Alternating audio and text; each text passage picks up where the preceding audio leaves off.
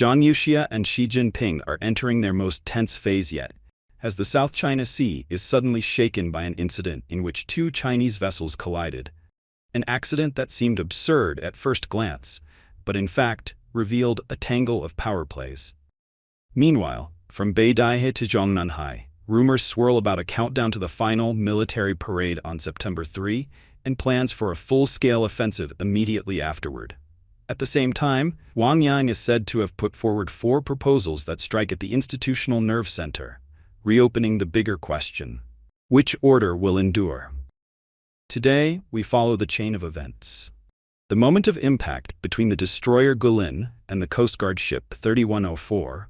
Was it an accident or a deliberate move to halt escalation? Why could a maritime incident ease diplomatic risks yet tighten the screws in an internal power struggle? The signals from Beidaihe. A transfer of power scenario wrapped in ceremony and 4 leaked reform proposals. Let's peel back the layers to see what lies hidden beneath those calm waters. 2 Chinese ships collide, a hidden web of intrigue. On August 11, 2025, in the disputed waters between China and the Philippines, near Scarborough Shoal in the South China Sea, an unexpected incident unfolded. While the Philippine patrol vessel Suluan was escorting a supply ship delivering aid to local fishermen, the Chinese Navy's missile destroyer Guilin, hull number 164, and the Chinese Coast Guard ship 3104 arrived to block their passage. As the Coast Guard vessel sprayed water cannons in pursuit of the Suluan, the Guilin suddenly cut across its bow. The Suluan managed to avoid a collision, but the Chinese Coast Guard 3104 could not evade in time and slammed into the side of the Guilin. The bow of 3104 was severely damaged, nearly crushed out of shape, and immediately lost power, drifting motionless on the water. The awkward scene was captured in full by a professional photographer aboard the Suluan and quickly made public. After the collision, the Philippine patrol vessel offered assistance, but the Chinese side refused rescue. Former PLA Navy Lieutenant Colonel Yao Chen commented on X. At the moment of impact, a red mist could be seen spraying from the Guilin's bow, possibly blood. The anchor compartment in the bow is very small and usually unmanned when a ship is underway. But 3 people were there, including one rigging offender, who may not have been so fortunate, very likely killed. Analyzing the cause, primary responsibility likely lies with the destroyer. The Coast Guard was already in close pursuit. There was no need to cut in. Moreover, crossing so close ahead of a high-speed Coast Guard ship makes it nearly impossible to control the speed and heading of a 7,000-ton vessel. Judging by the collision impact, the destroyer may have been going over 15 knots. The question is, why did it cut in at high speed in such a dangerous situation? US-based political commentator Tang Jingyuan noted that more than a day after the collision, China was still searching, suggesting little hope for the missing Coast Guard crew. Meanwhile, Chinese state media remained completely silent on the matter. Tang argued that the crash between the 2 Chinese vessels was linked to the secretive Beidaihe conference. From the footage, if the Suluan had moved just a little slower, it might have been rammed and capsized by the Chinese ship, putting over a dozen Filipino sailors in mortal danger. Such an incident could have triggered a severe diplomatic crisis, possibly even military confrontation, between China and the Philippines. At this moment, neither Beidaihe nor Zhongnanhai, especially Central Military Commission Vice Chairman Zhang Youxia and senior CCP elders, wanted any surprise crises. A major political or military incident could disrupt the Beidaihe proceedings, which would ultimately benefit President Xi Jinping. The PLA Navy is considered a stronghold of former CMC Political Work Department Chief Miao Hua, a bastion of the Xi faction in the military. That makes the Guilin's risky maneuver potentially more politically loaded than it appeared. According to Tang, the PLA is now purging the residual poison of Miao Hua's influence. The Xi faction is on shaky ground, and many generals may feel it's better to strike first than wait for the axe. The Guilin's commander, identified as Guo Wei, has virtually no personal information available online.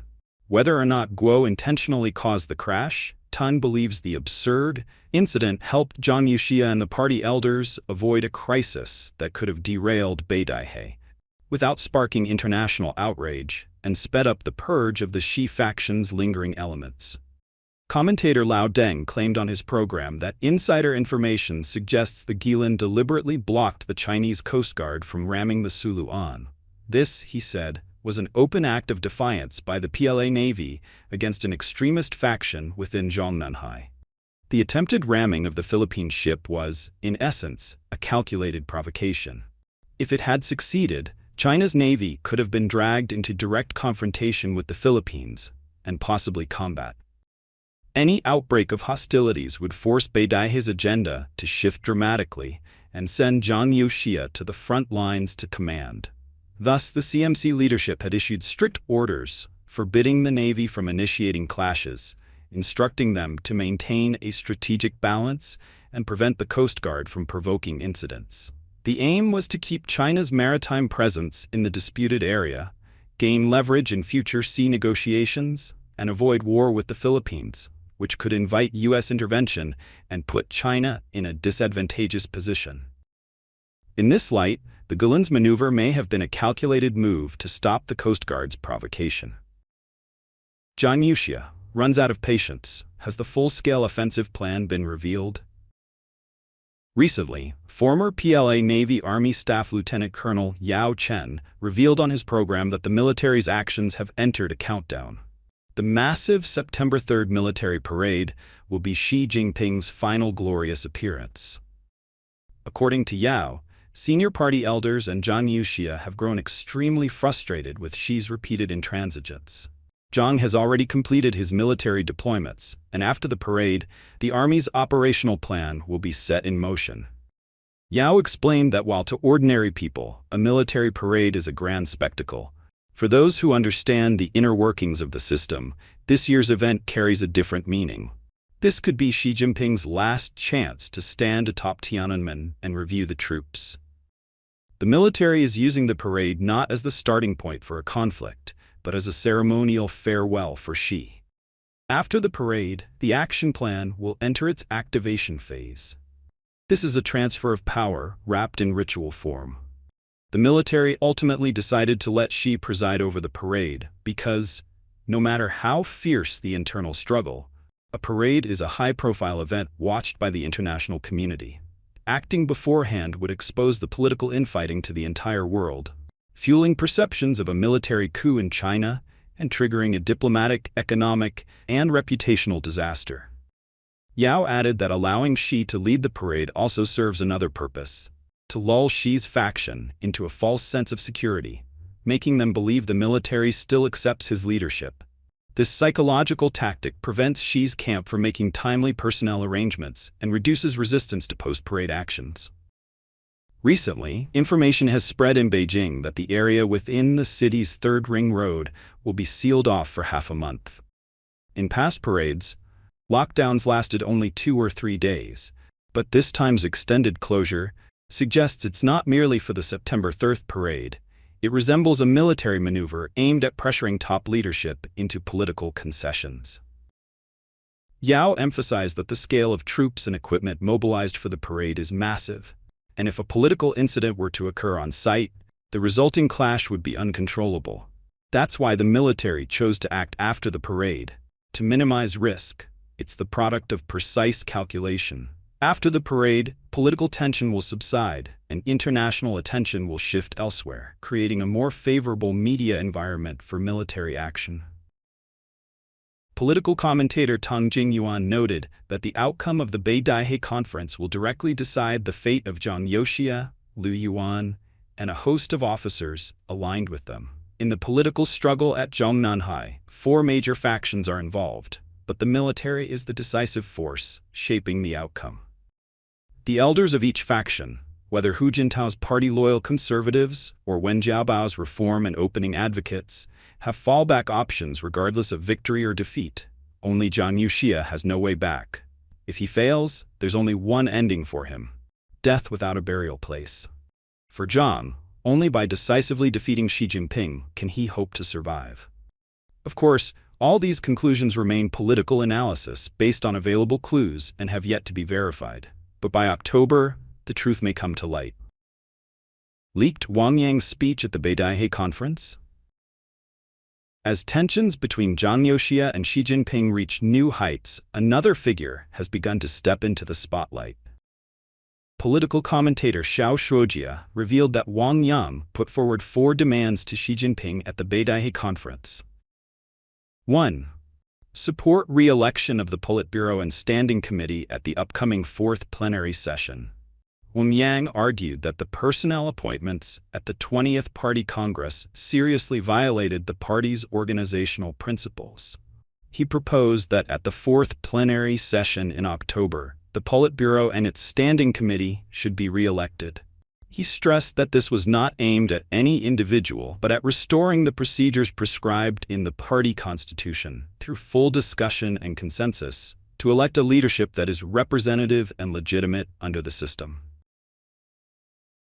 2. Establish term limits and rules for leadership succession.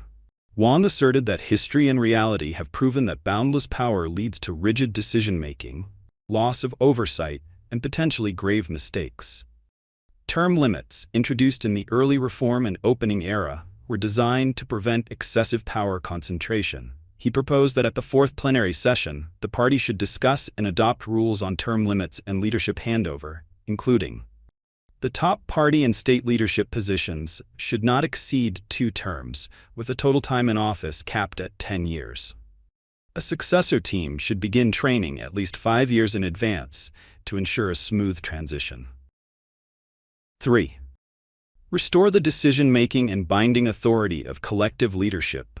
Wang emphasized that collective leadership is essential for political stability and strategic continuity. All decisions concerning national security, major economic policies, and military deployments must be approved by a collective vote of the Standing Committee. The scope and limits of temporary decisions must be clearly defined to avoid abuse of individual authority. Restoring collective decision-making is not about dispersing responsibility, but about ensuring every major decision is multidimensionally debated and institutionally bound. 4. Reform the party's electoral system and return to healthy democratic operations. Wang stated that the health of intra-party democracy determines the ability to select competent and responsible leaders. Token elections cannot produce capable talent, nor win the trust of party members and the public. He proposed, at Central Committee and Party Congress meetings at all levels, the differential voting rate must be at least 30% to ensure genuine choice. Candidates should present their views publicly and answer questions so delegates can assess their ideas and abilities. Voting should be anonymous to avoid pressure and interference from show-of-hands voting. Wang stressed that these reforms would increase electoral transparency, foster healthy competition, and allow more capable individuals to emerge. Although spanning different areas, the 4 measures form an integrated whole aimed at restoring the legitimacy and vitality of the system. The fate of the nation cannot be entrusted to the will of any single individual. It must rest on a stable, transparent, and enduring institutional framework to ensure the country's security and longevity. Institutional stability is true political stability, and fairness in process is true political security. While it cannot be confirmed whether Wang Yang actually played this role, commentator Yuan Bin argued that regardless of the information's accuracy, it reflects the public's dissatisfaction with the current government and their desire for reform and political change. Yuan noted that Wang Yang is a prominent figure in the history of the CCP's reform and opening era. Unlike former Premier Li Keqiang, Wang did not have a high academic background. He never attended university, but rose from the grassroots. Nonetheless, his reformist views are even deeper than Li Keqiang's. What do you think of the incident where 2 Chinese ships collided and the leaked reform proposals of Wang Yang? Share your thoughts below. Thank you, and see you next time.